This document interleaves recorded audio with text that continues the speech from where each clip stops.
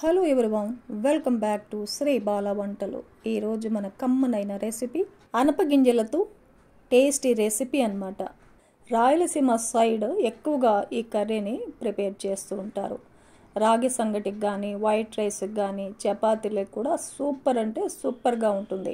చాలా తక్కువ ఆయిల్తో చిక్కటి గ్రేవీతో కమ్మనైన ఈ అనపగింజల పులుసుని ఎలా ప్రిపేర్ చేసుకోవాలి అన్నది ప్రాసెస్లోకి వెళ్ళిపోదాం, చూసేద్దాం పదండి. ఈ కర్రీ కోసం ఒక పావు కేజీ అనపకాయలు తీసుకున్నాను. అనపకాయల్లో ఉన్న విత్తనాలన్నిటినీ తీసుకోవాలి. ఈ విత్తనాలని ఒకసారి శుభ్రంగా కడిగేసి రెడీగా పెట్టేసుకుందాం. అనపగింజల కర్రీకి ముందుగా మనము మసాలాను ప్రిపేర్ చేసుకుందాం. స్టవ్ ఆన్ చేసి ఒక ప్యాన్ పెట్టేసుకొని ఒక చిన్న కప్పు వేరుశెనగ గుళ్ళను వేసేసుకొని మీడియం ఫ్లేమ్లో వేరుశెనగ గుళ్ళని దోరగా వేయించుకుందాం.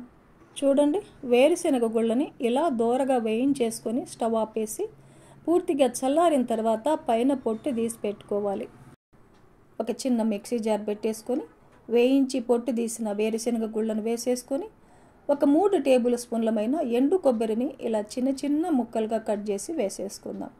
వేయించి పొడి చేసిన ధనియా powder 1 tablespoon, 1 tablespoon red chilli powder వేసేసుకోవాలి. ఒక 1/2 టేబుల్ స్పూన్ పసుపును వేసేసుకొని మిక్సీ పట్టేసుకుందాం. చూడండి, ఇలా మిక్సీ పట్టేసుకున్నాక ఒక వెల్లుల్లిగడ్డను పొట్టు తీసేసి వేసేసుకోవాలి.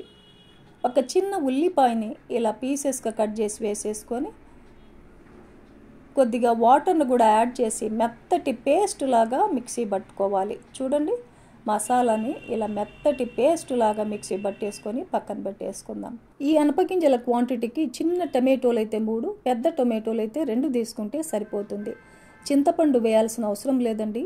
టమాటోలలో ఉన్న పులుపే ఈ కర్రీకి సరిపోతుంది. ఇప్పుడు స్టవ్ ఆన్ చేసి ఒక కుక్కర్ పెట్టేసుకుందాం.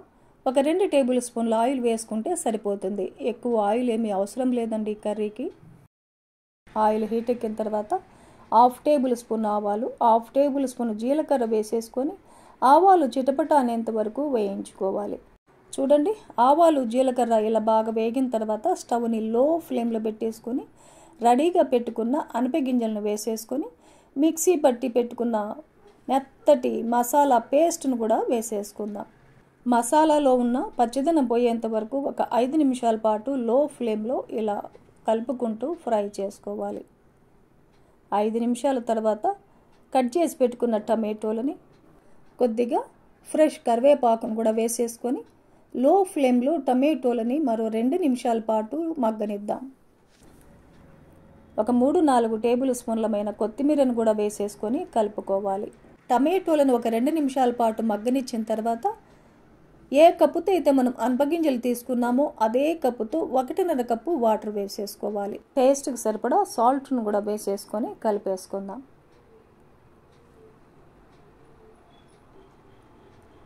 ఈ క్వాంటిటీ వాటర్ తీసుకున్నామంటే గ్రేవీ కరెక్ట్గా సరిపోతుందండి. సాల్ట్ ఇలా బాగా కలిసేలాగా కలిపేసుకొని మూత పెట్టేసి మీడియం ఫ్లేమ్లో ఒక 4 విజిల్స్ వచ్చేంత వరకు కుక్ చేసుకుందాం. 4 విజిల్స్ తర్వాత ఆవిరంతా పోయిన తర్వాత చూసామంటే చూడండి, కర్రీ కలర్ఫుల్గా మనకు రెడీ అయిపోయింది. చూస్తుంటే ఎప్పుడెప్పుడు తిందామా అన్నంత ఎమ్మీగా ఉంది కదండి. ఈ అనపగింజల పులుసు కర్రీ వైట్ రైస్ కానీ, రాగి సంగటి, చపాతి, పుల్కా, దోశ, పూరికి కూడా సూపర్గా ఉంటుందండి. మరెందుకండి ఆలస్యం, మీరు కూడా ఈ ప్రాసెస్లో అనపగింజల కర్రీని ప్రిపేర్ చేసి టేస్ట్ చేయండి. మరిన్ని ఇలాంటి మంచి వీడియోల కోసం లైక్ చేయండి, షేర్ చేయండి, సబ్స్క్రైబ్ చేయండి. థ్యాంక్ యూ అండి. Thanks for watching.